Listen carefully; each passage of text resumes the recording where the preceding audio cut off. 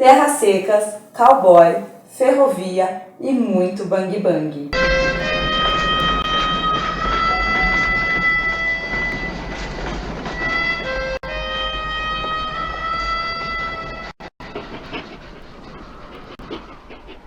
Olá pessoal, eu sou a Renata Lopes e no vídeo de hoje eu vou falar de um dos maiores filmes de faroeste da história, se não o maior, Era Uma Vez no Oeste. Assistindo este filme eu percebi que pode ser que eu não goste muito de filmes de faroeste. Na verdade eu precisaria assistir outros filmes para dar a minha opinião. Mas Renata, o filme é ruim? Não, não é ruim, ele é bom até demais. É bem construído, bem roteirizado, bem produzido, muito bem atuado, porém parado. Demora um pouco para desenrolar, o que me dá muito sono. Mas para as pessoas que gostam desse tipo de formato, pode ter certeza que você vai amar. É um filme italiano, estadunidense e espanhol de 1968 e são 3 horas de duração. Na época em que foi lançado, foi um fracasso de bilheteria e provavelmente, devido a isso, não teve nenhuma indicação ao Oscar. Não sei se foi por isso, mas acredito que deve ser. O que eu achei uma sacanagem, e só anos depois que ele se tornou uma obra aclamadíssima. Mas antes,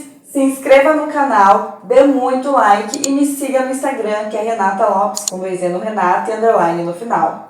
Agora bora para o filme Era Uma Vez no Oeste. O filme é dirigido por Sergio Leone e roteirizado por Sergio Leone e Sérgio Donati. Charles Bronson é a harmônica, Cláudia Cardinale é Jill McBain, Henry Fonda é Frank, Daniel Robards é Cheyenne, Gabriele Forzette é Morton e Frank Olfo é Brett McBain. Você passa quase 10 minutos do filme olhando 3 homens aleatórios fazendo absolutamente nada. E o pior, eles morrem nos próximos minutos por um único homem. Eu passei o filme inteiro achando que haveria alguma narrativa mais aprofundada em cima deles, mas não teve. Na verdade, é para mostrar um dos personagens principais, que é a harmônica, o tocador de gaita. Ele quem matou os 3 homens, só que a harmônica aparece em outra cena que, na minha opinião, poderia ter sido a primeira aparição dele ali. Faria mais sentido. Quando vocês assistirem, vocês irão entender do porquê existir essa primeira cena dos 3 homens. Tem o porquê, mas de qualquer forma ainda acho um pouco irrelevante. É bem artístico, por sinal. Naquela cidade havia Brett McBain, que possuía algumas terras. Ele tinha 3 filhos e ele fala à sua filha que logo ela não iria precisar mais trabalhar,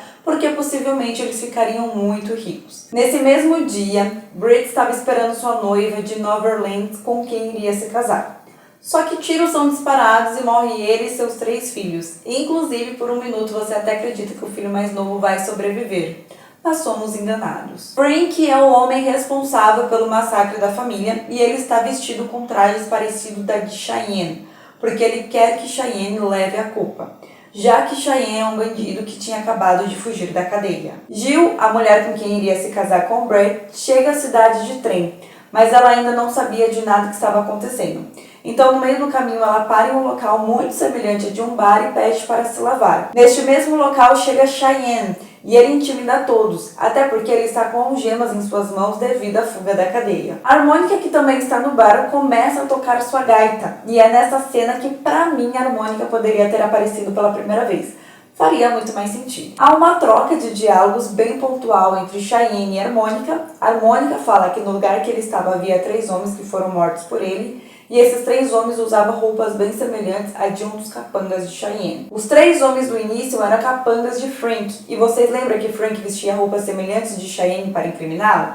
E com seus capangas não seriam diferentes. Cheyenne vai embora do bar e Jill vai à casa de seu noivo. Lá havia várias pessoas em volta dos corpos, porque basicamente era um funeral que estava acontecendo ali. Jill olha os corpos de todos e uma senhora se lamenta a ela, dizendo que bem no dia do casamento dos dois, ele foi assassinado. Mas Jill afirma que ela e Brett se casaram há um mês em Nova Orleans, o que faz dela dona das terras. Ela fica na casa da qual era do seu marido e no outro dia aparece Cheyenne e depois a harmônica. O que acontece é o seguinte: Frank foi contratado pelo magnata ferroviário Morton, que quer a todo custo as terras de Brett McBain. Mas Morton não queria que Frank matasse a família e sim só assustasse, porque mesmo com todo o massacre, apareceu uma mulher que já havia se casado com McBain e herdou as terras. A harmônica, por sua vez, está atrás de Frank por acertos de contas do passado. O gato quer vingança e Cheyenne está revoltado com a situação por ele ter sido incriminado por um crime que não cometeu.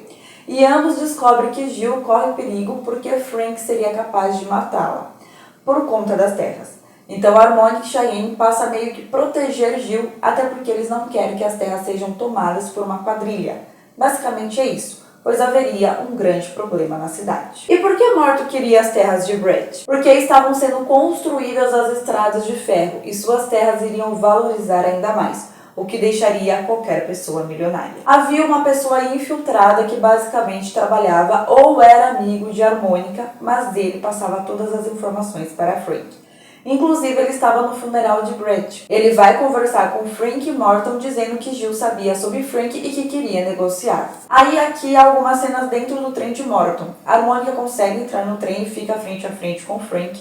Cheyenne também consegue entrar no trem e tem um desfecho aqui. Mas eu vou pular para a parte que Jill vai atrás de suas terras. Seu falecido marido tinha comprado madeiras e um monte de coisas para construir uma cidade em volta da ferrovia. Quando Brett McBain comprou aquelas terras, ninguém queria, pois era deserto, seco e basicamente sem utilidade nenhuma. Mas Brett sabia que a ferrovia passaria por ali algum dia, porque ali havia água e as locomotivas não funcionam sem água. Então ele comprou o local e esperou por anos até que a ferrovia fosse construída. Então ele iria montar uma estação e sua cidade em torno da ferrovia.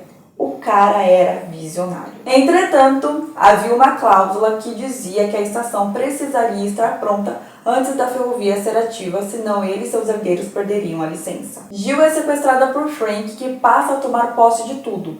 Como Morto estava meio debilitado, Frank toma a frente de pegar as terras para ele. Na verdade, essa era a intenção de Frank desde sempre. E Morton só foi a escada para isso. Jill é obrigada a leiloar suas terras sem ao menos pedir um preço mínimo por elas.